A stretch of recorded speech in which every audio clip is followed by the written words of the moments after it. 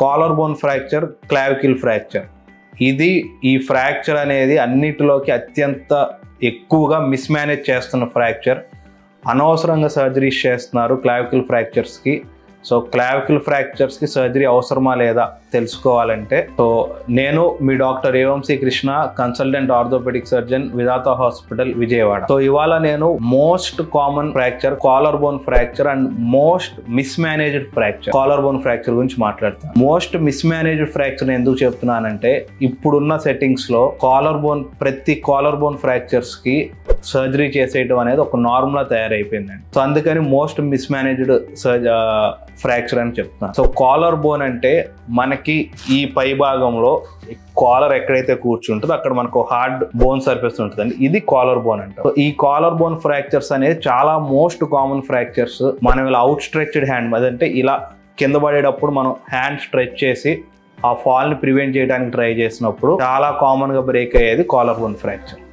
And majority of the collar bone fractures కూడా ఎక్కడ break అవుతాయి అంటే ఇటు లోపల సైడ్ 2/3, బయట సైడ్ 1/3 జంక్షన్ దగ్గర బ్రేక్ అవుతుంది. సో ఆ జంక్షన్ దగ్గర బ్రేక్ అయిన ఫ్రాక్చర్ కి మెజారిటీ ఆఫ్ ద టైమ్స్ అంటే 100 పీపుల్లో 90 to 95% పీపుల్కి క్లావికల్ సర్జరీ అనేది అవసరం ఉండదండి. సో కానీ ఇప్పుడున్న కార్పొరేట్ సెట్టింగ్స్ లో క్లావికల్ ఫ్రాక్చర్ ప్లేటింగ్ కానీ క్లావికల్ ఫ్రాక్చర్ సర్జరీస్ కానీ చాలా ఎక్కువ ప్రమోట్ చేస్తున్నారు. సో ఎందుకంటే ఎర్లీ రిటర్న్ టు యాక్టివిటీ అంటున్నారు, మీరు సర్జరీ చేసిన వెంటనే మీ పనులు మీరు చేసుకోవచ్చు అని చెప్తున్నారండి. సో క్లావికల్ ఫ్రాక్చర్ కి ఎర్లీ రిటర్న్ టు యాక్టివిటీ ఇవన్నీ సంబంధం ఉండదండి. ఎందుకంటే సర్జరీ చేస్తే అట్లీస్ట్ పైన మన స్కిన్ ఇన్సిషన్ ఇవ్వటం, ప్లేట్స్ వేయటం, అదంతా హీల్ అవడానికి అట్లీస్ట్ ఎంత కాదనుకున్నా 3 to 4 weeks టైం పడుతుంది. అదే కరెక్ట్ గా మీకు క్లావికల్ ఫ్రాక్చర్ ఎక్కువ డిస్ప్లేస్మెంట్ లేదు, స్కిన్ కి ఏమి కాలేదు, బేసిక్ క్లావికల్ ఫ్రాక్చర్, చిన్న క్లావికల్ బ్రేస్ వేసుకొని ఒక 4 to 6 weeks ఆ క్లావికల్ బ్రేస్ మెయింటైన్ చేస్తే మీకు సర్జరీ అవసరం లేకుండా బోన్ అనేది హీల్ అయిపోతుంది.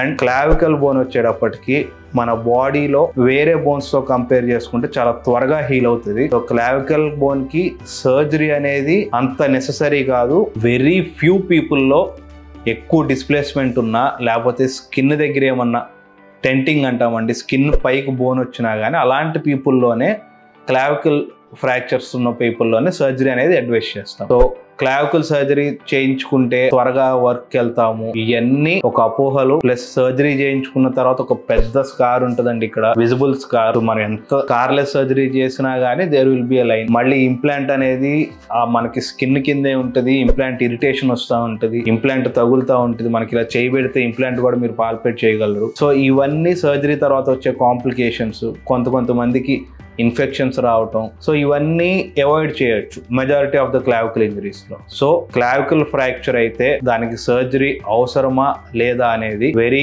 Good physician or good orthopaedic surgeon దగ్గరికి వెళ్ళి కన్సల్ట్ చేయండి. And majority of the people right now due to this corporate culture అవసరం లేకపోయినా క్లావికల్ కి సర్జరీస్ చేస్తున్నారు.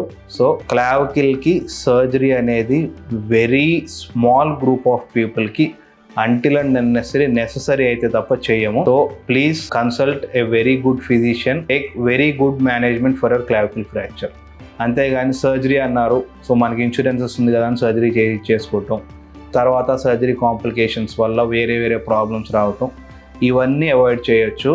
So clavicle fracture majority of the time conservative, అంటే సర్జరీ అవసరం లేకుండానే ట్రీట్ చేయొచ్చు. Thank you.